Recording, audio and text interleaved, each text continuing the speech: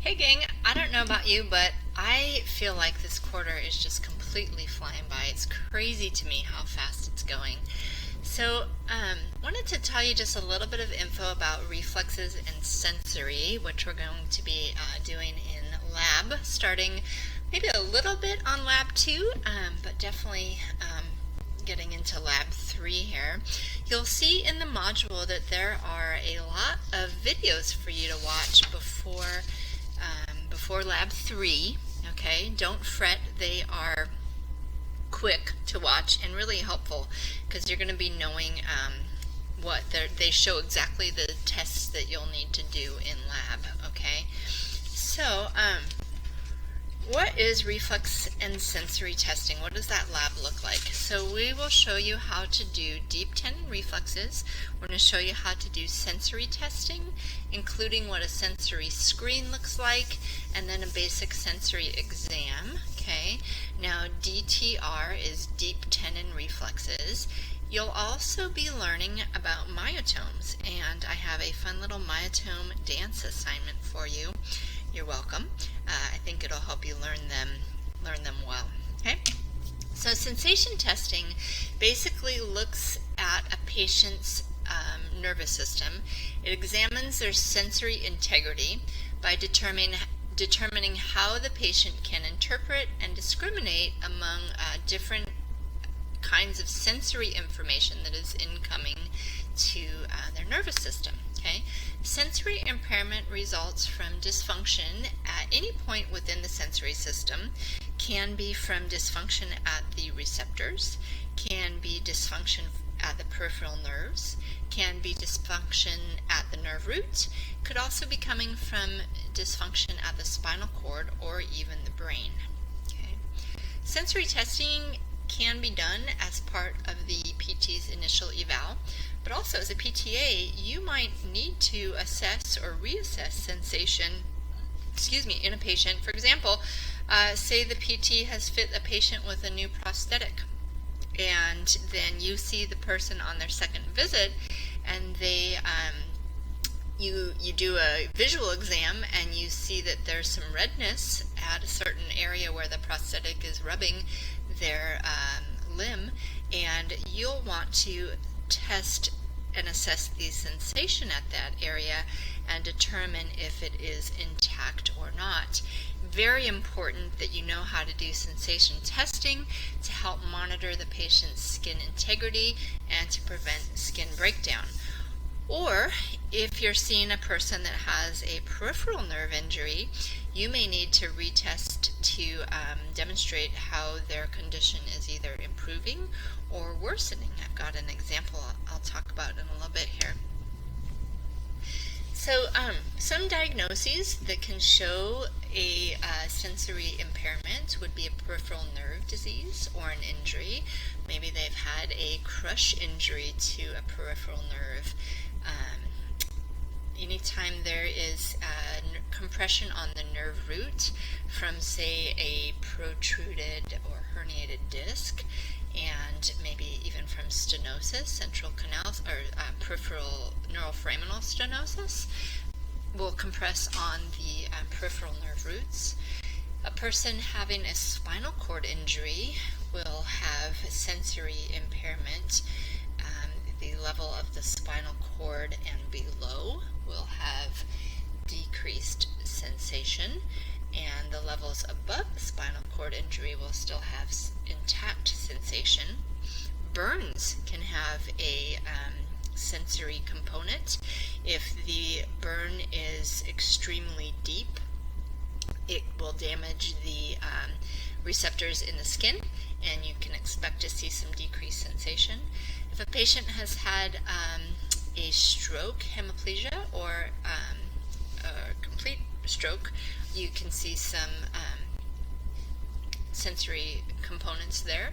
You may also see some motor components. So we're going to talk about both dermatomes and myotomes. MS is a certain disease that we often see in sensory involvement when the nerve is being demyelinated, so you can expect to see some altered sensation for sure. Or traumatic brain injury will respond similar to how a spinal cord injury will in sensation, okay? And also just think about too how the normal aging process alters sensory function. So as we age, we have decreased response time to different tactile stimuli, vibration stimulus, and we also have some normal age-related visual and hearing losses, which can contribute to sensation. One example of a disease which I didn't actually put up here, but it would definitely include some sensory impairment, is diabetes. Often has a component of peripheral neuropathy. Okay, so that is a huge one you'll be doing some sensation testing for anytime you're working with a diabetic patient. Okay, excuse me.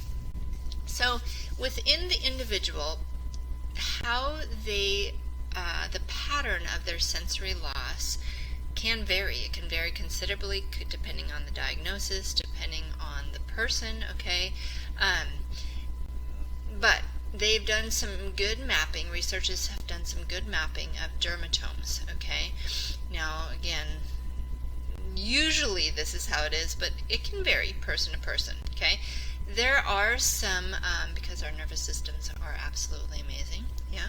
There are different dermatome charts out there. For the case of this class, I would like for you to use the chart that I have provided in the module, and you'll be getting the same one in lab, just to eliminate confusion, okay? Now, a little more on dermatomes in a bit, but nerve root injuries are going to demonstrate sensory loss in the corresponding dermatome. Okay, and peripheral nerve injuries are going to present sensory loss also in the corresponding peripheral nerve distribution. So if you look at the chart that I have in the download for you, you're going to see dermatomes listed. You're also going to see peripheral nerve areas listed, okay? And then central nervous system lesions are going to produce kind of diffuse patterns of loss, and they're usually fairly significant, okay? So 3 different categories of sensation testing that we're going to be learning. In lab, we're going to be learning the first 2. Okay, the third one here, more is to come on this third one in your neuro class, okay? So superficial sensation, first up, our superficial sensory receptors are located in our skin and in our subcutaneous tissue. These are responsible for how we perceive pain, hot, cold, whether we can tell if something's touching us really lightly or with a little bit more pressure, okay? Now, the deep sensory receptors, so our deep sensation receptors are located within our muscles, within our tendons, within our joints, and also they're kind of embedded in ligaments and in fascia. And these guys are responsible for what we call proprioception and kinesthetic awareness. They're also responsible for vibration. So position sense, proprioception. So like I'm sitting here at my computer right now and I'm not looking down at my feet, but I can tell that I actually have my left ankle is crossed over my right ankle, and my feet are actually slightly lateral to my hip. So I'm thinking that my posture is not very good. But I'm also, I don't have to look at my feet to see that. I can feel it. I can sense what position my ankles are in right now because I've got some receptors, probably in my tibialis anterior, some deep sensory receptors in my tib anterior, within my ankle joint as well, in my ligaments, and in my fascia. And then if I wanted to, like move and uncross my leg, I don't have to look at that to see it. I can sense that I literally just now uncrossed my leg. I have a kinesthetic awareness because of my deep sensory receptors, okay? They also can sense vibration. So like right now my sister-in-law is outside mowing the lawn for me because she's awesome. And I can actually feel as she comes close to the house, the windows are vibrating a little bit. I can hear it too, but if I plug my ears, I can actually feel it. and that is because of my deep sensory receptors as well. Okay. Now combined or cortical sensations, these require information from both the superficial and the deep receptors, and also require intact functioning of a certain area of our brain called the cortical sensory association area, and we're going to cover those in depth in neuro. Okay, I just want you to be aware that there's 3 categories. Again, in this class we're going to talk about superficial and deep. We'll cover combined and cortical in neuro. So when you are testing sensation in a person, maybe it goes without saying, maybe not, but you want to make sure that the person that you're testing has adequate cognitive status so that they can participate in the test. So you want to make sure they're with it, all right? Make sure they're alert and oriented. You might see this documented as alert and oriented times 3. Means they're alert and oriented to time, place, and person. They know what time of day it is. They know where they're at. They know who they are and who maybe you are too. Hopefully, most importantly, they know who they are. That they're able to comprehend your instructions and adequately communicate responses. You have to instruct them to be accurate in their responses and not to guess. Okay. You're going to always educate the patient before you do any assessing. Fully explain what you're doing, what the purpose is, and what the goals are, and impress upon them the importance of their cooperation. You also want to make sure that they're comfortable and relaxed, ideally in as quiet a room as possible. In lab, that won't be possible for us, but the reason for this in the hospital or in the clinic or whatever setting you're in, nursing home, if you are in as quiet a room as possible, the person is most comfortable and relaxed, this is going to decrease the amount of information their nervous system is having to process, and will give you hopefully a more accurate sensory test. Okay, you do a trial run of whatever test you're doing before you actually test the injured area. You do a trial run on an area of sensation that you know is intact. So say you're seeing a person for a carpal tunnel issue on the left hand. Now that is compression of the median nerve. So you would first test the right hand median nerve distribution because you know that the right hand is intact before you test the left side, the affected side. And this one's important here. You're going to make sure they can't see what you're doing. So if you need to, use a blindfold. Use a small folded up towel.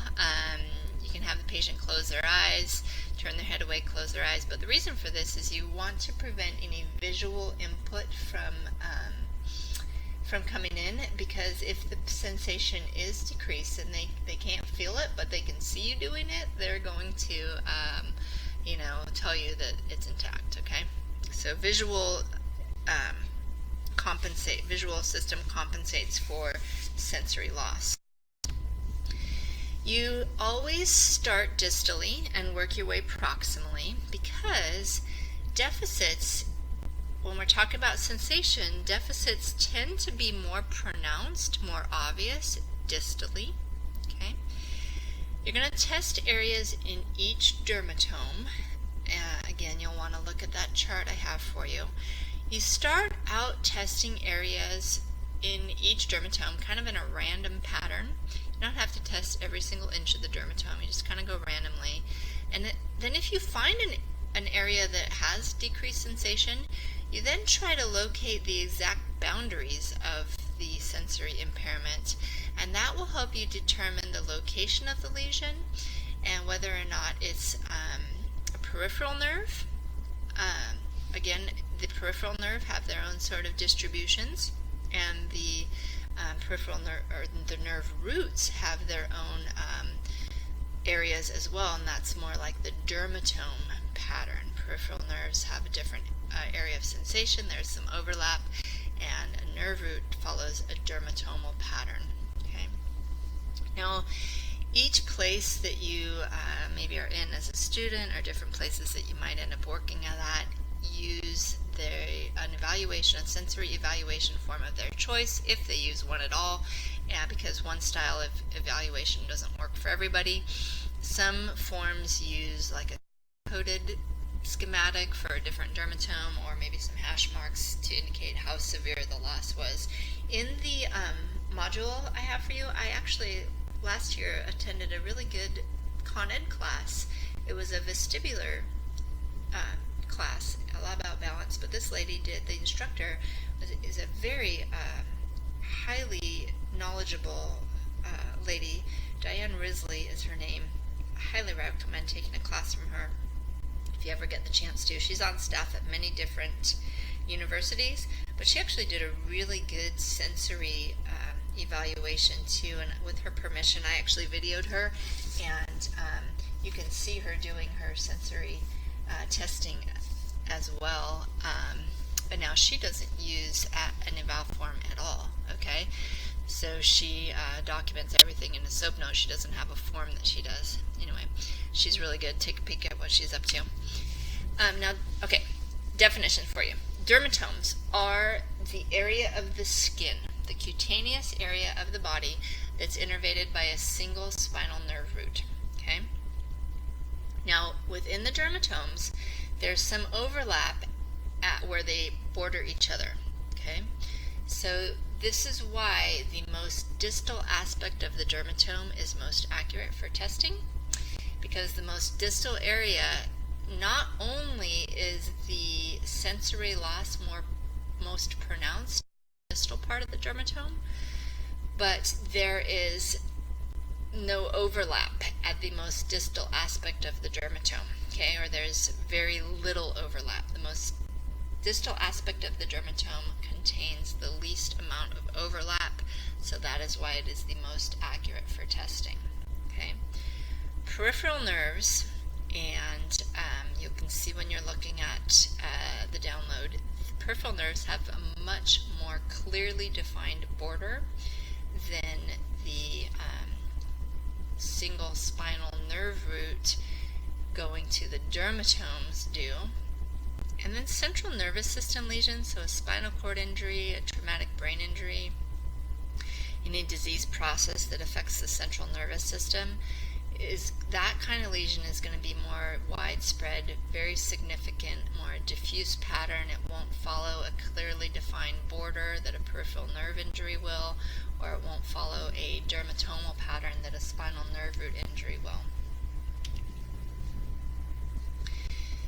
So you can see on this chart here how there, so look at the area here where there's some overlap, right? So if you had to test, say a person is having decreased sensation on the palmar surface of their hand, and it's kind of like right there, how are you going to know if that is like the CT1 or C8 dermatome, or the C7 dermatome? This is why you have to test in the most distal aspect of the dermatome. So if you look at this chart here, you'll actually want to commit this to memory. The most distal aspect of the dermatome for S1 is going to be the pinky toe, okay, the fifth toe. You would not, so S1, you know, starts right here, but then the most distal aspect to it and the least overlap is going to be at the very tip of their toe. There's my sister-in-law with the lawnmower. And then L5 is going to be the middle toe. Okay, so L5 starts way up here, goes all the way down to the middle toe. L4, this is awesome because you can think to yourself, L4 to the floor goes to the big toe, okay, the great toe. L3, the most distal aspect of L3 is to the medial knee, so L3 to the knee. L2 travels around the anterior thigh. Okay, again, this is spinal cord nerve root of L2 goes to the anterior thigh. And then we have T1 is the medial forearm. Okay, right in through there is T1. And then C8, I think, starts around here. You can't see it on this chart real well, but on your download, you sure can. C8 is the fifth finger. C7, so the most distal aspect of C8 would be right in through there. The most distal aspect of C7 is going to be here. Check out C7 though, it starts right there, huh? And then C6, most distal aspect is the thumb. C6 is going to start up here, okay? And then C5 is going to be right in through here. That is the deltoid. C4 is going to be, actually this is like C4 right here. This is C5. And C4 is going to be the AC joint, okay? And then C5 will be coming out in through here, and then C6 is right in through there. So commit those to memory, and I would use the chart in the download because you can see the outlines much clearly, and they're actually labeled for you. Okay, this is just a picture I pulled from the internet just to show you, and I like this one too because it's color coded. But anyway, so myotomes. So dermatomes, by definition, are the sensation areas, so the area of the skin that receives the sensory input from the spinal nerve root. Myotomes, though, essentially represent the motor portion of the nerve. So dermatome is sensory, derma, skin. Myotome, motor, muscle. Okay, each myotome corresponds to a specific nerve root, so you'll want to learn these as well. For the upper extremity, so the spinal nerve roots of C1 and C2 get cervical flexion. C3 controls cervical side bending. C4 controls scapular elevation. C5 controls shoulder abduction. C6 controls elbow flexion and wrist extension together. C7 is the opposite, elbow extension and wrist flexion. C8 is thumb extension. T1 nerve root is finger abduction. And then for the lower extremity, both L1 and L2 control the iliopsoas is for hip flexion. Okay, L3, the L3 nerve root is knee extension. So this works out nice because for the dermatome, also L3, most distal aspect of L3 dermatome is to the knee. L3 also for myotome is to the knee, so that's knee extension. L4, also a little bit of overlap here, L4 to the floor for your dermatome. L4 also is the nerve root that controls myotome is the myotome for ankle dorsiflexion. L5 is great toe extension. S1 is ankle plantar flexion, and S2 is knee flexion. Now, some sources that you might look at are going to tell you that L5 also contributes a little bit to knee flexion. Okay, so we've got hamstrings and gastroc also. So there is a little bit of myotome involvement at L5. Okay, as well as S2. But for the sake of committing it to memory, go ahead and memorize S2 for knee flexion, and L5, we'll call that one great toe extension. Okay, so why do you need to know this? Say you're working with a patient. This is my example I had happen to me a couple years ago. Patient diagnosed by the PT with a herniated disc at L4. Okay, he did a sensory component to his evaluation. He actually tested the myotomes. So this is different than manual muscle testing, and Claudia and I will show you a myotome screen. Okay, there's also a video you can watch in the module. Anyway, the PT I was working under had done a myotome screen, and at the time of the evaluation, the person had intact innervation to his tibialis anterior, so he could dorsiflex his ankle at the time of the eval. Okay, I saw the patient on his second visit, and I noticed as he was walking in from the waiting room that his foot was flapping on the floor. He could not dorsiflex his foot, okay, his ankle. And so I thought to myself, ooh, that's a bummer, because it was intact on the evaluation. Potentially now that disc has herniated so much that it's completely compressing not only the sensory portion of the nerve, but the motor component of that nerve. So I retested, did the myotome screen. Sure enough, he was intact at L1 and 2, intact at L3. I got to L4 and he could not even lift his foot up off the floor. L5 was intact. He could flex, and he could also withstand, he could also flex his knee. So I told the PT, and the PT actually went and got him. He actually came in the room and retested what I had just done, verified, yes indeed, this person could not dorsiflex their ankle. So that is a red flag that we would want to send the person pretty immediately to for a consult with a neurosurgeon, because if the sensory component is gone, that's one thing usually, and we'll talk about more of this when we get to your modalities class and you learn about traction and stuff like that. In PT, we can do things to change the sensory component of the nerve. Once the motor component is gone, then usually that's not a case for conservative care. Okay, so super important that you know the myotomes, both upper and lower extremity, and you can retest when needed. Okay, also as a PTA, knowing your myotomes, and this is why I have a fun little assignment for you for the dance, you are welcome. Knowing your myotomes is going to help you in so many things. Not only like in the example I just gave you, but say you're working with a spinal cord patient who has an injury, a spinal cord injury at C5. Okay, so if they're injured at the C5 level, they are not going to have shoulder abduction, because C5 controls shoulder abduction. They will have everything up above the level of the lesion, but they won't have everything below it. Okay, so a C5 spinal cord injury cannot abduct their shoulder, but they can elevate their scapula. So this might help you in determining, are you going to be able to show them how to wheel their own wheelchair? All right.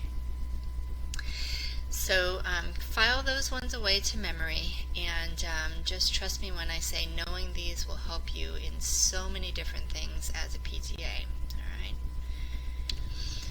So sensory testing is graded by these 6 categories. So intact means that it's a normal or accurate response, what you would expect. Decreased sensation means there's a delayed response.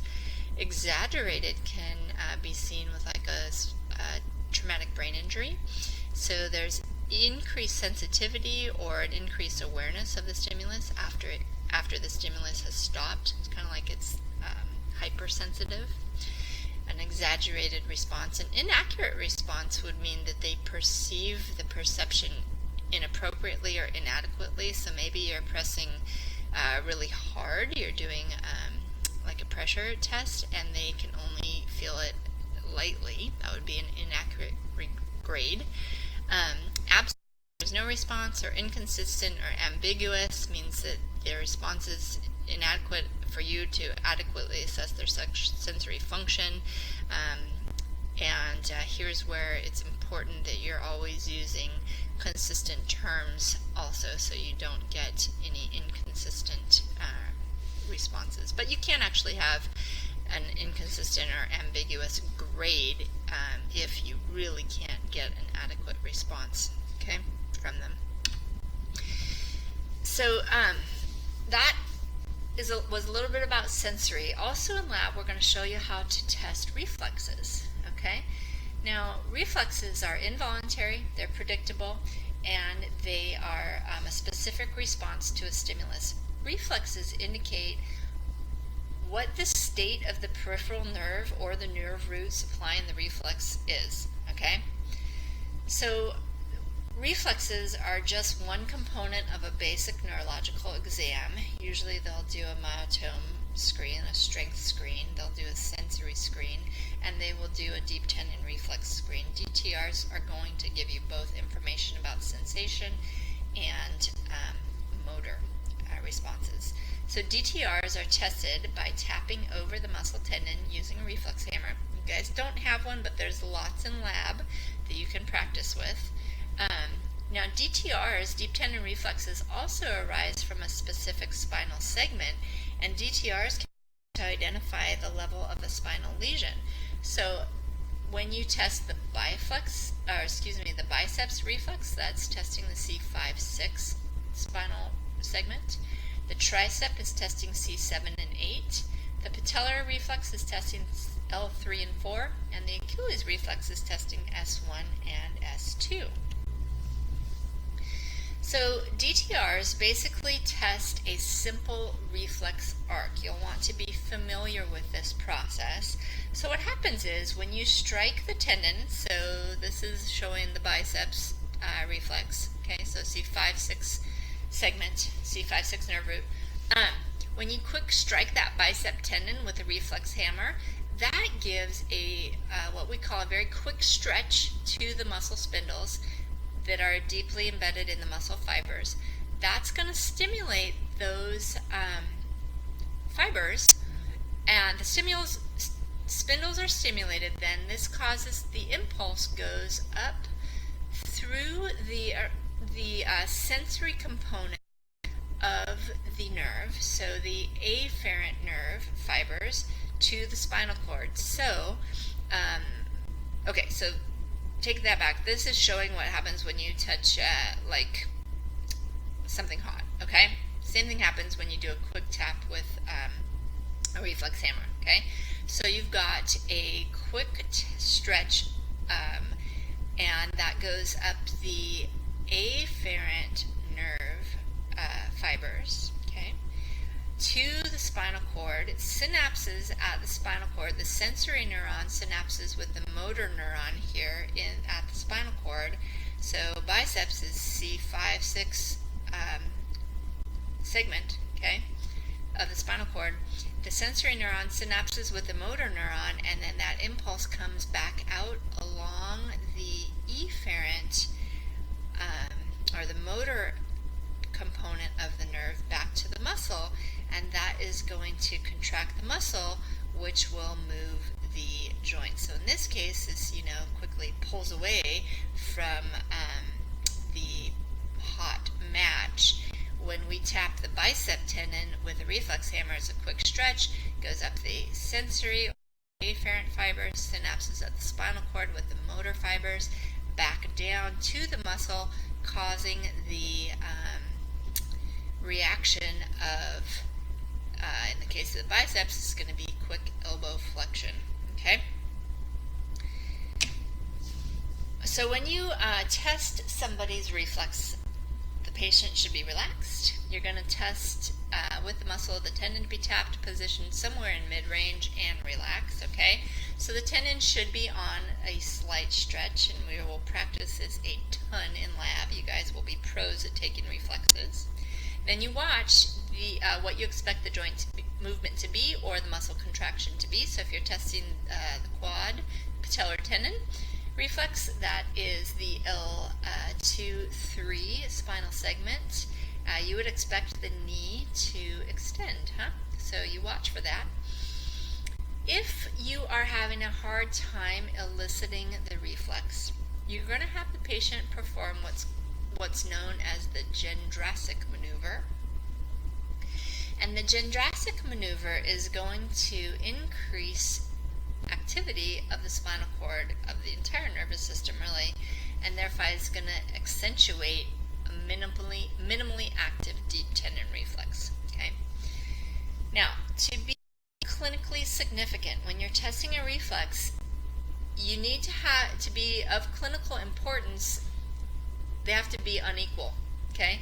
So if you're testing somebody's patellar tendon reflex and you get a pretty diminished response, but it's the same thing on both sides, that's okay. That's normal for them, okay? Say you get an exaggerated response on the left side and a normal response on the right side. Well, that's clinically significant. That tells you stuff about the sensory component of that L2-3 nerve and the motor component of that L2-3 nerve on the left side, okay? So to be of clinical significance, what you find during a deep tendon reflex test needs to be asymmetrical to be considered clinically significant. Unless it's a central lesion, and then you might expect to see an exaggerated response bilaterally. More on that to come in neuro, okay? So what this means is a couple things. As you're processing the results of their DTR test, don't be concerned if their reflexes are absent, diminished, or exaggerated if it's the same thing bilaterally, okay? And also, you must not assign your grade until you test both sides, okay? Because you're looking for asymmetry. Now, hyporeflexia, or diminished reflexes, or areflexia, indicates a lesion of the peripheral nerve or nerve root, could also, as a result of impingement, entrapment, or injury. Okay. Again, only clinically significant if it's different side to side. Okay.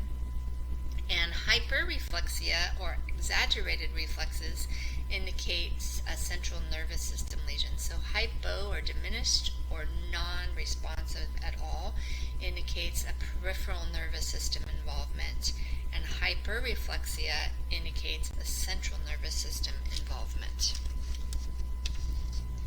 So the Gendrasik maneuver, okay? So the Gendrasik maneuver is essentially a distraction technique. We're trying to heighten or facilitate extra sensory information coming into the spinal cord. So the patient clenches the teeth, they squeeze both sets of their fingers together, and kind of pulls them apart, okay?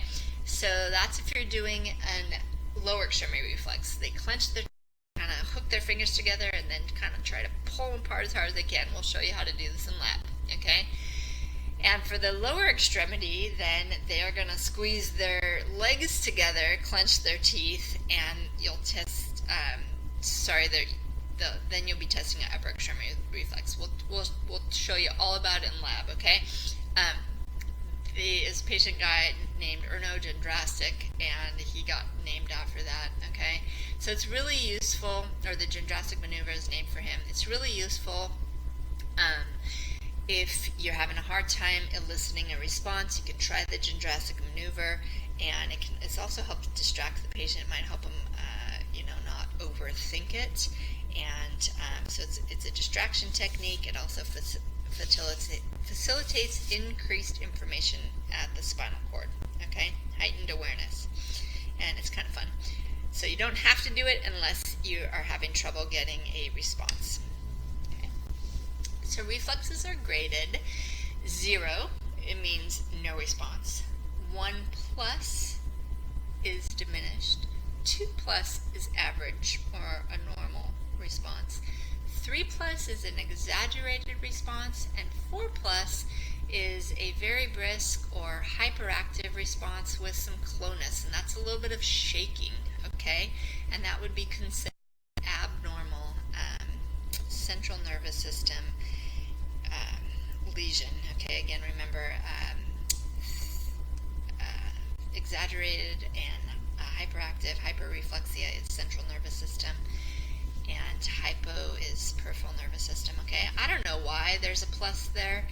That's just how it is. It's not like manual muscle testing, okay? So 2+ is a normal, 1+ is diminished, 3+ is exaggerated, 4+ is very brisk and clonus, okay? I asked 2 of the PTs I work for if they know why the plus is there. They didn't know either, okay? So the plus is just the way it is. And that is it for now. All right, gang, have fun watching those videos, and I will see you soon in lab.